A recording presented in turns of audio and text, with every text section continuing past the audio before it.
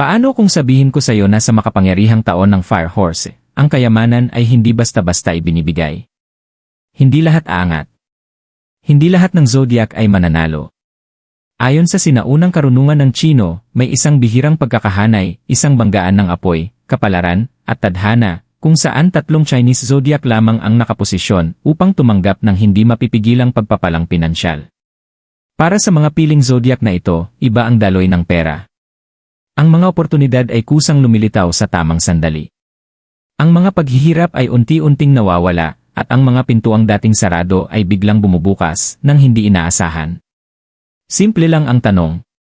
Kasama ba ang zodiac mo sa tatlong pinili? Sa loob ng maraming siglo, ginamit ang Chinese zodiac bilang isang makapangyarihang mapa ng tadhana, hindi lang upang ilantad ang personalidad, kundi pati ang mga nakatagong ikot ng swerte, pagsubok, at kayamanan. Bawat taon ay may sariling enerhiya, ngunit may mga taong naiiba. May mga taong dumarating na may dalang lakas, galaw, at dramatikong pagbabago. Ang taon ng Fire Horse ay isa sa mga bihirang sandaling iyon. Kilala ito sa matapang na aksyon, biglaang pagbabago sa pananalapi, at mga oportunidad na dumarating ng hindi inaasahan, mga gantimpalang napupunta lamang sa handa at may tapang. Ngunit hindi lahat ay pinapabora ng enerhiyang ito. Ayon sa sinaunang interpretasyon ng zodiac, ilan lamang na mga tanda ang likas na nakaayon sa matinding apoy at bilis ng taong ito. Ang mga tandang ito ay hindi lang nakakakuha ng maliliit na tagumpay, pumapasok sila sa mga sandaling nagiging turning point, mga pangyayaring kayang baguhin ng tuluyan ang kanilang pinansyal na kinabukasan. Habang nagpapatuloy tayo, matutuklasan mo kung alin sa tatlong Chinese zodiac ang nakatakdang humatak ng kayamanan, at kung bakit binabago ng taong ito ang lahat para sa kanila. Ang enerhiya ng taon ng Fire Horse. Ang taon ng Fire Horse ay hindi banayad na taon. Hindi ito mabagal kumilos at hindi nito ginagantimpalaan ang pag-aalinlangan. Sa Chinese astrology, ang kabayo ay sumisimbolo ng bilis, kalayaan, ambisyon, at walang tigil na paggalaw.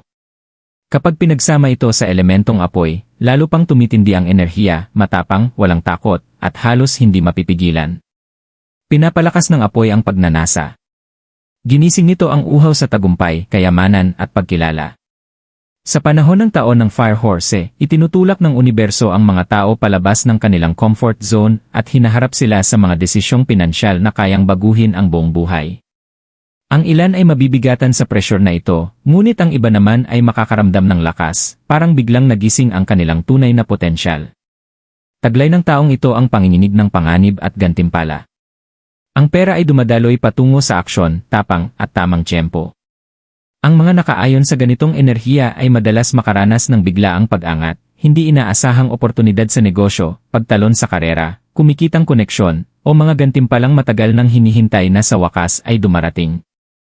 Ngunit mapili ang enerhiya ng Fire Horse. Pinapalakas nito kung ano na ang likas na nasa loob ng isang zodiac. Para sa mga tandang likas na kasundo ng apoy at galaw, ang taong ito ay nagiging launchpad ng kayamanan. Ngunit para sa iba, maaari itong maramdaman bilang magulo o hindi matatag.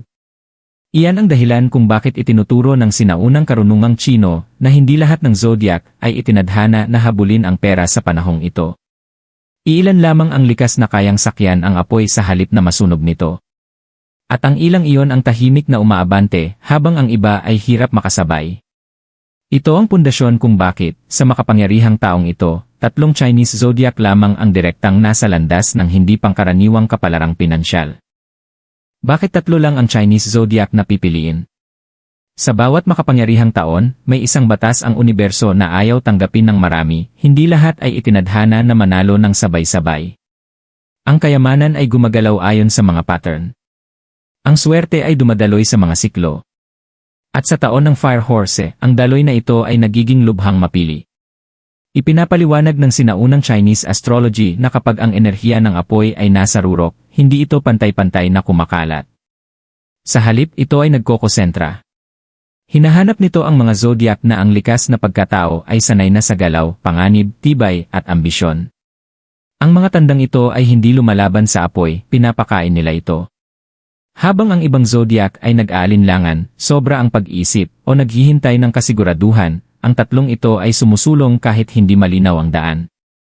Kumikilos sila habang ang iba ay natitigilan. Nagpapasya sila habang ang iba ay nagdududa. At sa taon ng Fire Horse, iyan ang nagiging malaking pagkakaiba. Kaya naman ang kayamanan sa siklong ito ay halos tila hindi patas. Ang mga oportunidad ay hindi sumisigaw para mapansin. Tahimik nilang pinipili ang mga taong nakaayon sa enerhiya. Isang biglaang pagkikita, isang alok na dumating ng walang babala, isang mapanganib na desisyon na himalang nagtagumpay, hindi ito nagkataon lamang. Ginagantimpalaan ng taon ng Fire Horse ang tamang tiyempo higit sa pagsisikap, tapang higit sa pag-ingat, at intuition higit sa takot. Tatlong Chinese zodiac lamang ang likas na nagtataglay ng mga katangiang ito sa pinakamasidhing antas. Para sa kanila, ang kayamanan ay hindi dumarating ng dahan-dahan. Dumarating ito ng biglaan, parang isang pintong bumukas eksakto sa sandaling handa na silang pumasok. At ngayon, dumating na ang oras upang ibunyag ang unang zodiac na direktang hahakbang sa bihirang pagkakahanay ng pinansyal na kapalaran. Zodiac #1, nagsisimula ang pagbabagong pinansyal. Ang unang Chinese zodiac na pinili ng taon ng Fire Horse ay iyaong matagal ng tahimik na nagtiis sa matinding pressure. Isa itong tanda na lubos na kilala ang pakikibaka, hindi dahil sa katamaran o maling desisyon, kundi dahil paulit-ulit na sinubok ng buhay ang kanilang pasensya at tibay. Sa loob ng maraming taon, maaaring pakiramdam nila na gaano man sila magsikap, ang pinansyal na kapanatagan ay laging kaunti na lang ngunit hindi maabot. Ngunit binabago ng taon ng Fire Horse ang takbo ng kanilang kwento. Ang dating mabigat ay nagsisimulang gumalaw. Ang pagkakatigil ay nababasag. Ang apoy ay nagpapaliyab sa isang bagay na matagal nang natutulog sa loob ng zodiac na ito, kumpiyansa, pagiging desidido, at ang tapang na sa wakas ay tumaya sa sarili. Hindi ito swerte sa karaniwang kahulugan. Ito ay isang siklo ng gantimpala. Ang mga sakripisyo noon, ang matagal na paghihintay, at ang mga aral na natutunan sa mahirap na paraan ay nagsisimula ng magbunga. Ang pera ay hindi dumarating bilang limos, dumarating ito sa anyo ng mga oportunidad na humihingi ng tapang. Isang matapang na hakbang sa karera, isang ideya sa negosyo na sa wakas ay nabubuo, o isang partnership na nagbubukas ng mga pintuang dati hindi maabot. Ang dahilan kung bakit natatangi ang zodiac na ito ay ang kanilang likas na kilos sa gitna ng pressure.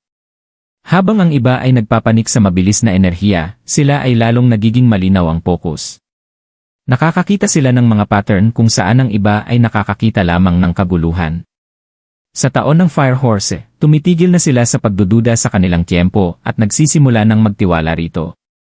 At ang tiwalang iyon ay nagiging parang magnet. Dumadaloy ang kayamanan patungo sa kanila dahil nakahanay na sila sa galaw. Ang mga utang ay unti-unting nababawasan. Lumalawak ang kita. Ang mga desisyong pinansyal ay nagiging mas malinaw at hindi na padalos-dalos. Kahit ang maliliit na tagumpay ay mabilis na nag-ipon, lumilikha ng momentum na halos hindi mapipigilan.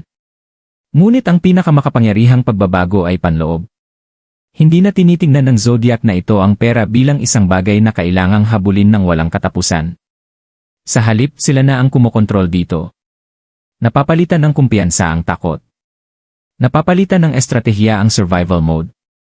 Sa pagtatapos ng siklong ito, ang zodiac na ito ay hindi lamang mas mayaman, mayroon na silang bagong identidad sa pananalapi. Isang identidad na binuo sa kontrol, tapang, at kaalaman kung kailan kikilos. At kahit makapangyarihan na ang pagbabagong ito, hindi pa tapos ang taon ng Fire Horse. Mas magiging hindi inaasahan ang pag-angat ng ikalawang zodiac, sapagkat darating ang kanilang kayamanan sa sandaling hindi nila ito inaasahan. Zodiac #2, ang hindi inaasahang pagbubukas ng kayamanan. Ang ikalawang Chinese zodiac na pinapabora ng taon ng Fire Horse ay hindi ang karaniwang inaasahan ng karamihan. Madalas silang minamaliit ng iba at minsan pati ng kanilang sarili. Kilala sila sa pasensya, pagiging praktikal, at tahimik na pagiging consistent, hindi sa paghahabol ng biglaang yaman o dramatikong tagumpay. Ngunit eksakto ang ganitong likas na ugali ang naglalagay sa kanila diretsyo sa landas ng isang hindi inaasahang financial breakthrough. Sa loob ng mahabang panahon, ang zodiac na ito ay tahimik na nagtatayo. Nag-ipon imbes na gumastos. Natututo imbes na magyabang. Nagmamasid habang ang iba ay nagmamadali. May mga sandaling nagtanong sila sa sarili kung may patutunguhan ba ang mabagal at maingat nilang paraan. At sa taon ng Fire Horse, sinagot ang pagdududang iyon ng buong lakas. Dumarating ang pera para sa zodiac na ito ng biglaan, pero hindi nang walang dahilan. Isang matagal nang hinihintay na oportunidad ang sa wakas ay lumilitaw. Isang koneksyong nabuo noon ang muling babalik, ngayon ay may dalang halaga. Isang kasanayang tahimik nilang hinasa ang biglang nagiging mataas ang demand. Ang mukhang swerte mula sa labas ay ang matagal ng pagkakahanay na ngayon lang humabol.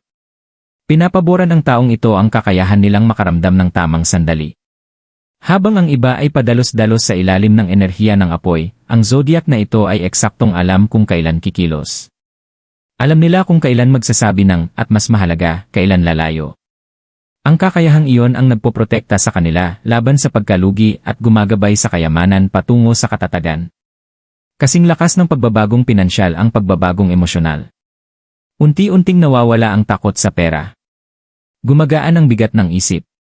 Napapalitan ng pagpaplano ang pag-aalala. Sa kauna-unahang pagkakataon sa matagal na panahon, nararamdaman ng zodiac na ito na sinusuportahan sila ng buhay, hindi sinusubok. Sa pagtatapos ng siklong ito, ang kanilang yaman ay hindi marupok o panandalian.